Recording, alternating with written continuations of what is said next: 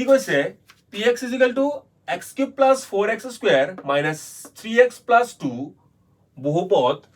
তোক x plus 1 ৰে হৰণ কৰিলে ভাগশেষ কিমান হ'ব হেতু আমাক ওলাবলৈ দিছে হয়নে আমাক এটা বহুপদ দি আছে px হয়নে আন এটা বহুপদ দি আছে তাক আমি কি বুলি কম gx হয়নে gx ইকুৱেল কিমান দি আছে x plus 1 হয়নে এই দুটা বহুপদক হয়নে বা এই দুটা পলিনমিয়ালক আমি যেতিয়া ডিভাইড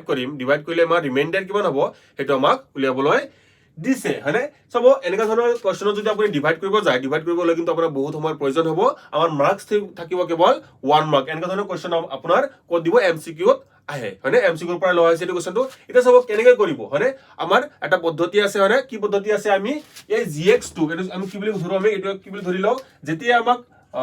কি বুলি ধৰি লও ইয়াক gx মানে যেতিয়া আমাক হৰণ কৰিব দিব আমি এটা px বুলি ধৰো এটা কি বুলি ধৰো এটা gx বুলি ধৰো মানে যেতিয়া আমাক কি ল'ব দিব ভাগশেষ ল'ব দিব তেতিয়া আমি কি কৰো gx কি বুলি লিখো gx 0 মানে gx যেটো থাকে যেটো সৰু থাকে তাক আমি কি বুলি ধৰি লও gx 0 gx মানে কিমান gx x plus 1 0 ইয়াৰ পৰা আমি কি পালো x কিমান পালো -1 মানে x ৰ ভ্যালু কিমান পাই গলো -1 gx ৰ পৰা x ৰ ভ্যালু কিমান পালো -1 আৰু এই x ৰ ভ্যালুটো আপুনি এতিয়া px ত যেতিয়া পুট কৰিব তেতিয়া আপোনাৰ কি ওলাই যাব ভাগশেষটো ওলাই যাব হয়নে এতিয়া আমি জাস্ট কি কৰিম px ত x কিমান বহাম x -1 মানে px ৰ জাগাত কি বহাম px ৰ জাগাত কি বহাম আমি p p of -1 x ৰ জাগাত কিমান বহালো -1 মানে ভিতৰত যিমান কেইটা x আছিল ভিতৰৰ আটাইকেইটা x কি হৈ যাব এতিয়া -1 হয়নে x ৰ জাগাত কিমান আহিল -1 এইটো x ৰ জাগাত কিমান আহিব -1 আহিব হয়নে +4 এইটো x ৰ জাগাত কিমান আহিব -1 আহিব হয়নে -3 এইটো x ৰ জাগাত কিমান আহিব -1 +2 বুজি পালেনে হয়নে এই gx ৰ পৰা মই x ৰ ভ্যালু উলাই কেনে সেই ভ্যালুটো মই কি কৰিলো px ত পুট কৰি দিলো এতিয়া আপুনি এখিনি সলভ কৰক আপোনাৰ ভাগশেষ বা ৰিমাইন্ডাৰ উলাই যাব হয়নে কিমান হ'ব -1 ক 3 বাৰ পূৰণ কৰক -1 ক 3 বাৰ পূৰণ কৰিলে কিমান পাম আমি যেটো আমাৰ কি আছে আমাৰ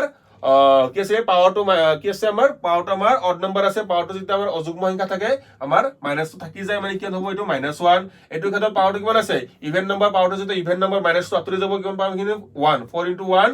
4 মানে ঠিক তেনেদৰে এখিনিত কি থাকিব আমাৰ ওপৰত পাৱাৰ একো নাই মানে 1 আছে তো আমাৰ কি মাইনাস থাকি যাব তো এইটো পূৰণ কৰি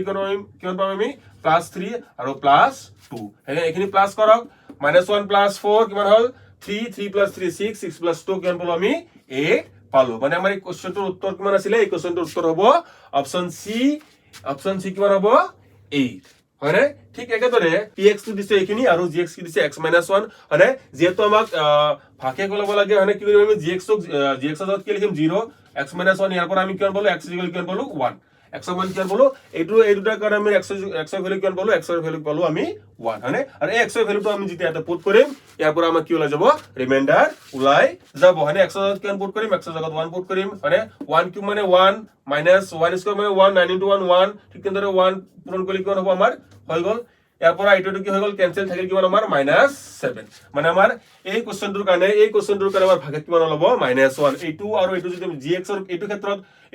এইটো আৰু এইটো যদি মই ডিভাইড কৰো মোৰ ভাগশেষ বা ৰিমাইন্ডাৰ কিমান হ'ব -7 হয়নে একেদৰে এইটো ক্ষেত্ৰত এই বহুপদটোক px ক gx লৈ ডিভাইড কৰিলে কিমান ভাগশেষ হ'ব এটো আপুনি ক্যালকুলেট কৰি কমেন্ট কৰি জনাব কি কৈছে তলৰ কোনটো এটা পৰিমেয় সংখ্যা হয়নে পৰিমেয় সংখ্যা মানে কি পৰিমেয় সংখ্যা মানে কি যেটো আমাৰ ৰুটৰ ভিতৰত নাথাকিব যাক আমি ৰুটৰ পৰা বাহিৰ তুলাব পাৰিম বা যেটোক আমি কি লিখিব পাৰিম ভগ্নাংশ হিচাপে লিখিব পাৰিম ঠিক আছে এটা চাব এটা ইয়াতে গোটেইকেইটা ভগ্নাংশতে আছে কিন্তু মানে ভগ্নাংশ থাকিলেই নহব ভগ্নাংশৰ যিবোৰ আমাৰ টাৰ্ম থাকিব ভগ্নাংশৰ টাৰ্মবোৰ কি হ'ব লাগিব আমাৰ কি হ'ব লাগিব পৰিমেয় হ'ব লাগিব তেতিয়া তাক আমি কি বুলি কম পৰিমেয় হম এটা চাব গোটেইকেইটা পৰিমেয় আছে গোটেইকেইটাতে আমাৰ কি আছে আমাৰ হৰ আৰু লব নিউমাৰেটৰ ডিনোমিনেটৰ দুটা কি আছে আমাৰ ইৰেশনাল নম্বৰ বা অপৰিমেয় সংখ্যা আছে হয়নে দেখাত আমাক গোটেইটা একেই লাগিছে হয়নে এটা কোড কাটাকাটি কৰিব পাৰি নেকি আমি হেতুহে চাব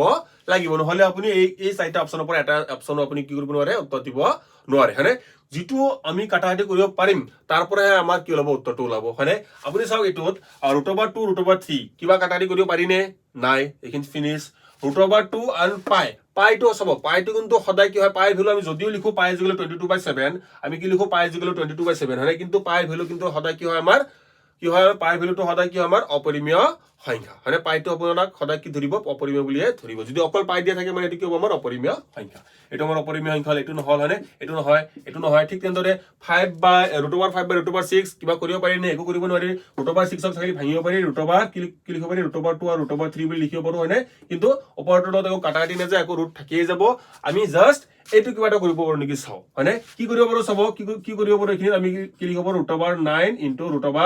কি লিখিব পাৰো 3 হয়নে এই √3 কি হৈ গল ক্যান্সেল ওপৰত থাকিল 1 তলত কিমান থাকিল √9 মানে কিমান √9 মানে 3 মানে আমাৰ এই চাইটা অপশনে কোনটো শুদ্ধটো হল আমাৰ শুদ্ধটো হল অপশন ডি আৰু অপশন ডি টো আমি কাটা কাটি কৰি কিমান পালো 1/3 মানে এটো আমাৰ কি হল আমাৰ পৰিমেয় সংখ্যা হয়নে ঠিক একা ধৰণৰ কিছুমান কোশ্চেন আহে চাব হয়নে ইয়াৰ পৰা কেনেকৈ ওলাব পাৰি যে কোনটো আমাৰ পৰিমেয় আৰু কোনটো অপৰিমেয় ইয়াৰ পৰা আমি কেনেকৈ ওলাব পাৰিম চাব